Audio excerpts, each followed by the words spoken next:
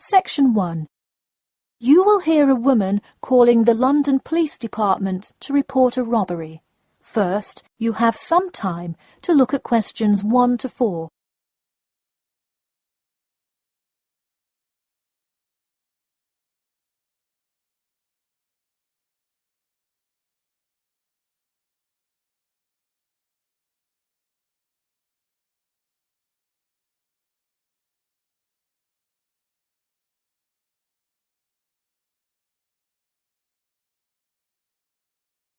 You will see that there is an example which has been done for you. On this occasion only, the conversation relating to this will be played first.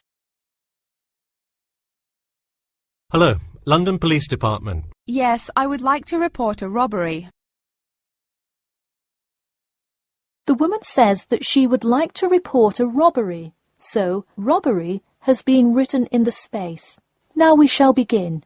You should answer the questions as you listen, because you will not hear the recording a second time. Listen carefully and answer questions 1 to 4.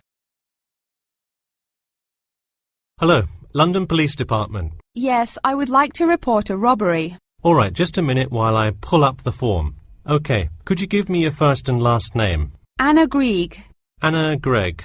G-R-E-G? No, Grieg. G-R-I-E-G. Got it. All right, moving on.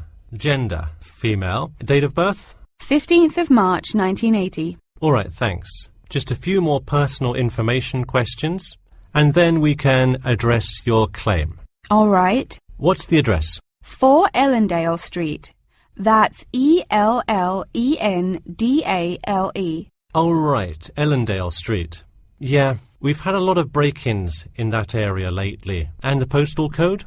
W5 2AT. And are you a citizen of the UK? No. OK. What type of citizenship do you have? Well, I lived in the United States for most of my life, but I am actually of Grenadian nationality. OK. So is that the country that issued your passport? Yes. All right. Before you hear the rest of the conversation, you have some time to look at questions 5 to 10.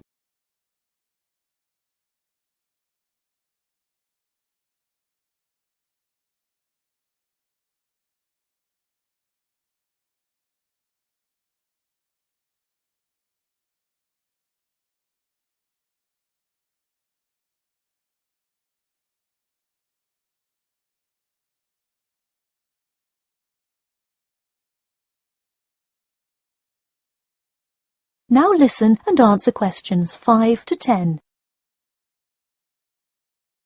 And what is the crime you're reporting? I already said a robbery. Oh, right.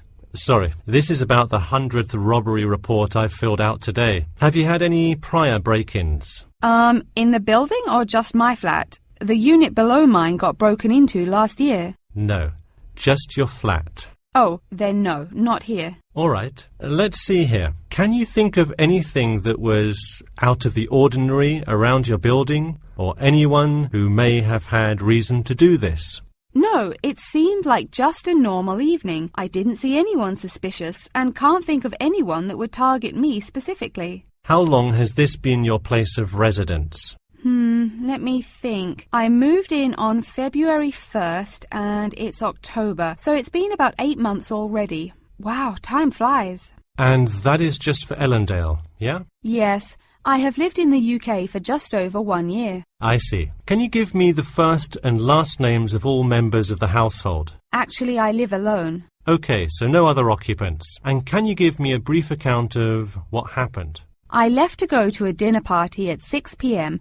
and when I returned at 11, I found the place ransacked and a lot of my things gone. Any sign of forced entry? Yes, the back door was wide open and it looked like someone used a crowbar to force it open. I see. And just to be clear, was the door locked when you left? Of course. Hey, you would be surprised how many reports we get where people have failed to lock their doors. Now, I need you to list any missing items valued above £200. So far, I'm missing my computer, my purse with my wallet in it, and the TV. OK, let's start with the computer. What is the estimated value? £500. And what is the serial number? G41687770. Thank you. And a visual description? It is a black 13-inch PEMDAS cloud book. There is an Oxford sticker on the lid. OK, and could you give me a description of the purse? Sure, it's a Claude Frieda shoulder bag and the material is silver-coloured cloth. Price? £300. OK, that concludes my report. I'll submit it and we'll let you know of any developments. That is the end of section 1. You now have half a minute to check your answers.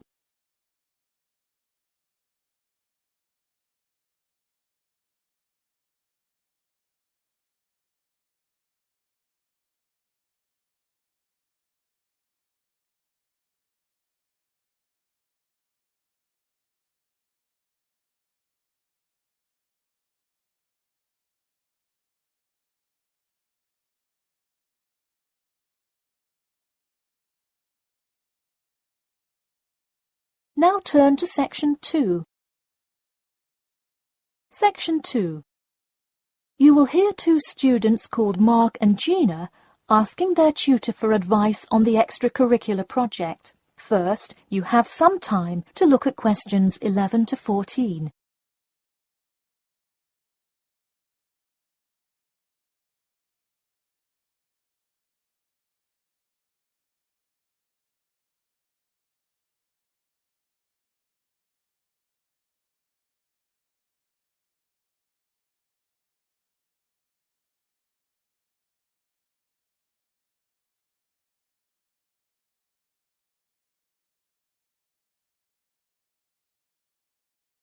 Now listen carefully and answer questions 11 to 14. Hi Mark. Hi Gina. What can I help you with? So we were hoping you could help us with this extracurricular project. Sure. What is the topic? Attending business school. This sounds like a great idea. So you're going to explain the requirements for getting into business school? Not exactly. It will be more broadly about the experience, the academics, accommodation, and social experience that comes with being part of the business school. I see. So would your audience be the general public? Well, we would probably want more to focus on members of the institution.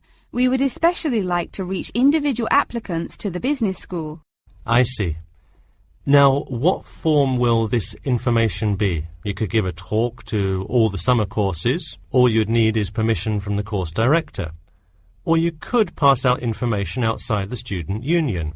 Those are both good ideas. What about sending out pamphlets in the mail? Most college students never check their mail. Maybe you could make a video and show it on campus. That's a great idea. We'll do the video.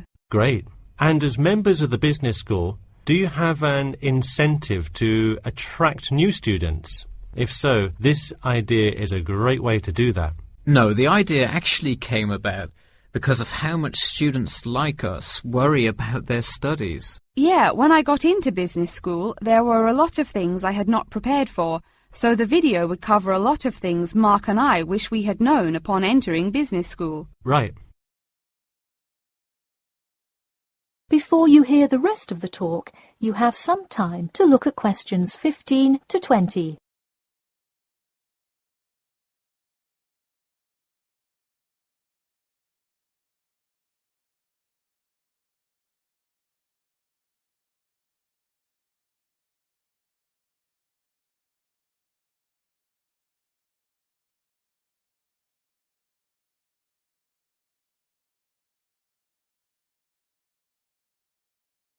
Now listen and answer questions 15 to 20.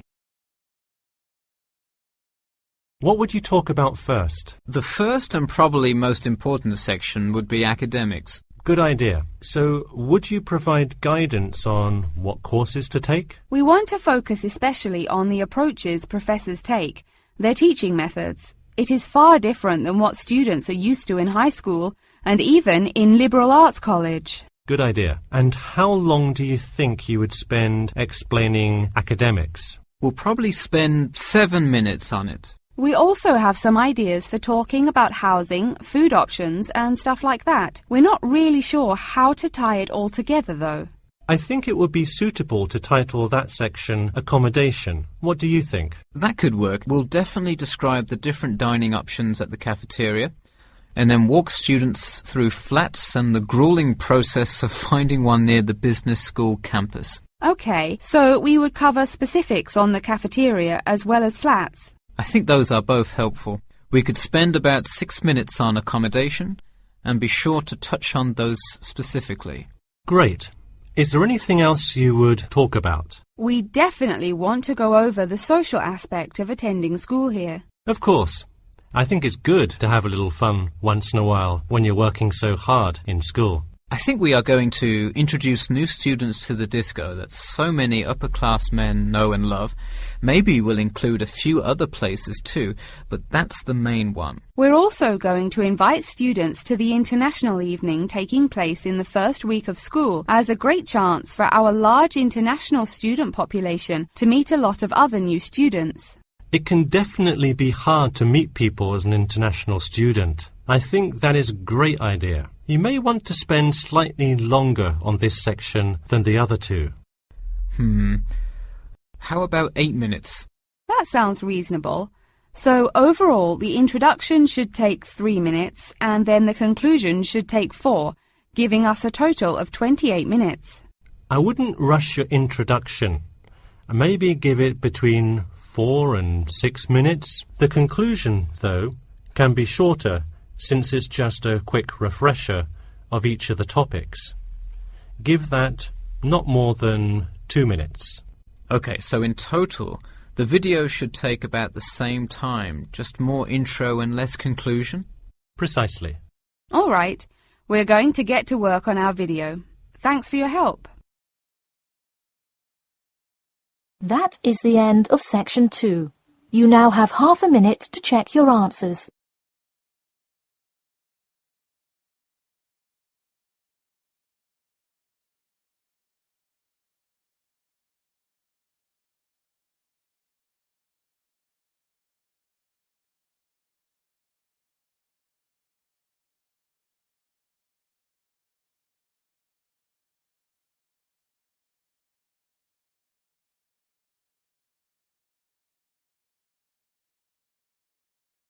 Now turn to section 3. Section 3. You will hear a student called John talking to his classmate Danny about the details of his research project. First, you have some time to look at questions 21 to 26.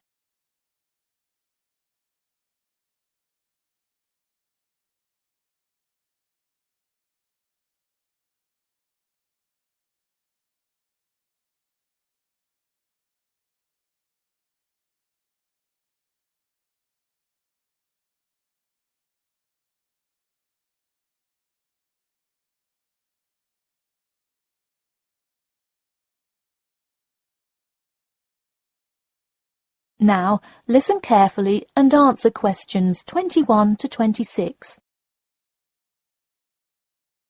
So, tell me about your research project, John. I created a questionnaire for the study to determine people's opinions of the relative feasibility of earning a living in Brisbane. Oh, cool. How is it scored? Are they all multiple choice questions? Well, the questions consist primarily of yes or no responses. There are 2 free response questions at the end. Participants will use a computer to fill in their answers. That way, it is really easy to analyze the data afterward. Great. It sounds like you have a pretty solid idea of what you should do. Just don't forget to submit a copy of your plans to Professor Curran by the 15th. Oh, I almost forgot. You don't do it for the high grade or a praise, but he can review and give you feedback. Right, that will be helpful. He has been conducting studies like this for 30 years now. Yep. Oh, and I'm curious. Are you going to be in the room giving subjects directions for the questionnaire? Well, I think the instructions will be provided by another representative who will not be analysing the data. I want them to feel they can answer and be completely anonymous, so I will not be in the room. Anonymity is really important for this study. I agree. Good idea. You should tell the representative to remind subjects to fully consider both sides of each issue. Sometimes it's really easy to immediately check yes or no without stopping to think about it completely. That's so true. It's like a race to finish the questionnaire first or something. I'll make sure to include that in the instructions. This report has to be perfect. Wow, what's the big deal? I know it's part of your grades and all. Well, it's that, but also a well-executed study could grab the attention of faculty in the department, which would be a huge deal. So, for attention? No, silly. I mean, I could really gain the respect of professors who may later take me on as a graduate student in their labs. Oh, I see. Before you hear the rest of the talk, you have some time to look at questions 27 to 30.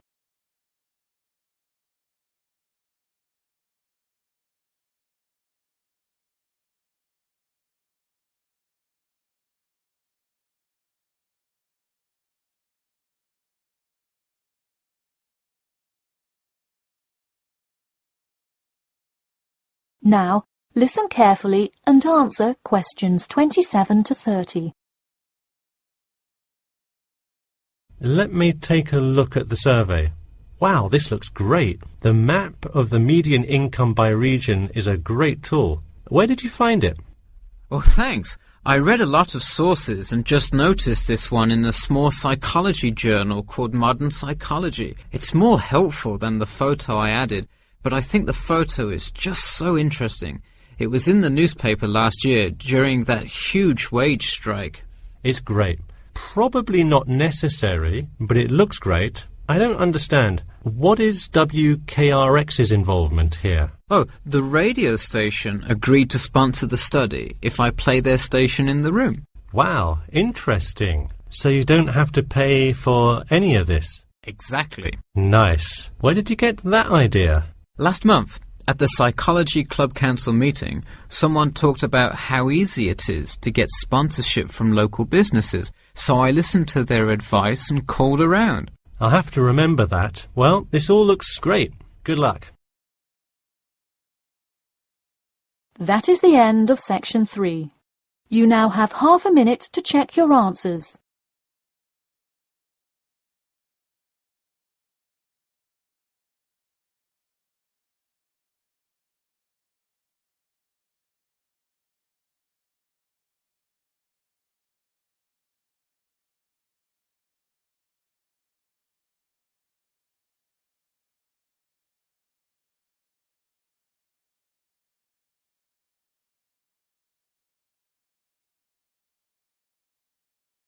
Now turn to section 4.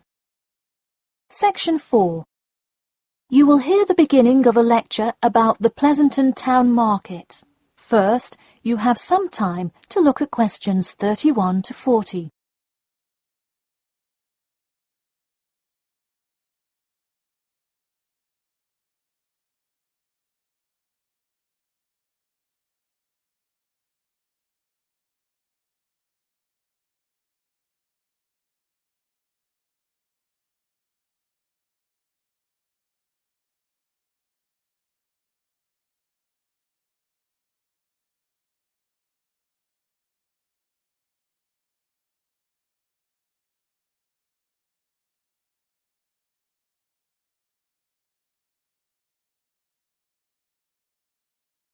Now, listen carefully and answer questions 31 to 40. Good afternoon. In the last few lectures, we've been covering the social and political pressures that influenced the rise of the rebellion of 1679. Today, I would like to focus on the Pleasanton Town Market. Now, why are we talking all about some market? It's not like it was the first market ever, or even a particularly large market. The Pleasanton Town Market is important, because it is often mentioned in the literature found in the library. If you have ever been there, you have probably seen all of the handcrafted items sold there now. But what was originally bought and sold in the town market? In the beginning, the market sold products such as meats, furs, and simple tools. Over time, though, it became known as the place to find quality livestock. People came from all over the world to find the biggest and best cows, pigs, and chickens. In fact, the profits from the town market became the savior of a plummeting economy during a time of much turmoil. Not to be confused with the Reconstruction era, a period of rapid development came about in the 1660s as a result of the market's vendors contributing their profits to building up much-needed public facilities and defense, which would later make a huge impact on the outcome of the war. For many years, the market flourished and began to draw in large tourism crowds in addition to the throngs of livestock customers. However, as revolutions in farming came about, more people moved to farms far from the city centre. Customers grew more and more reluctant to travel all the way to the town centre for their meats, when they could easily choose to buy from local farmers near them for a fraction of the price. With such a fall in the profits of the town's major profit generator, some quality town planning was needed. In the mayoral election of 1668, a young man of little fame just barely claimed the popular vote, none other than the now legendary John C. Wiley. Wiley's first decision as mayor of Pleasanton was to deal with the quickly failing town market. The building with the large clock was a landmark that had symbolized growth in Pleasanton for a generation. Wiley decided to use the notoriety of the town market to set an example. During the historical Rotterdam Rebellion, Wiley gave all those involved lifetime prison sentences in the very same building. It stayed a prison for about 50 more years until they transported all remaining prisoners to other facilities and turned it into the historical monument today.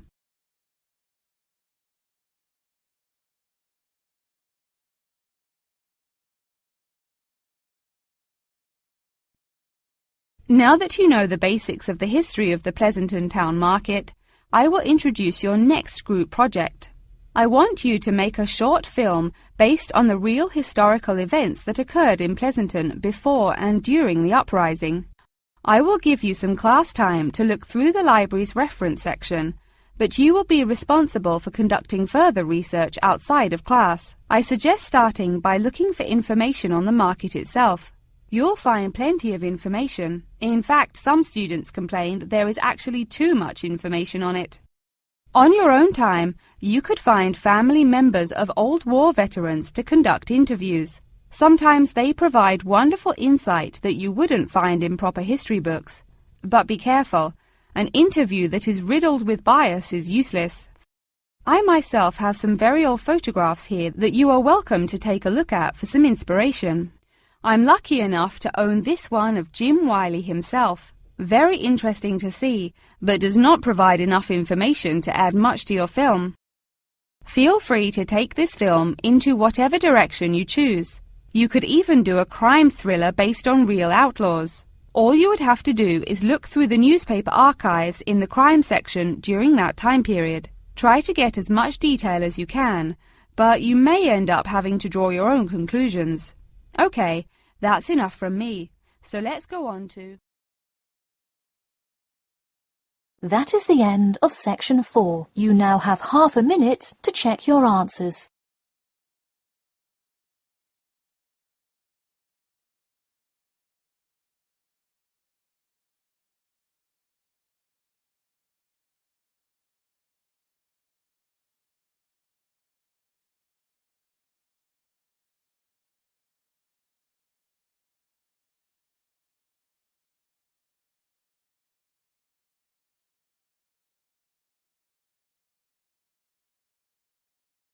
That is the end of the listening test.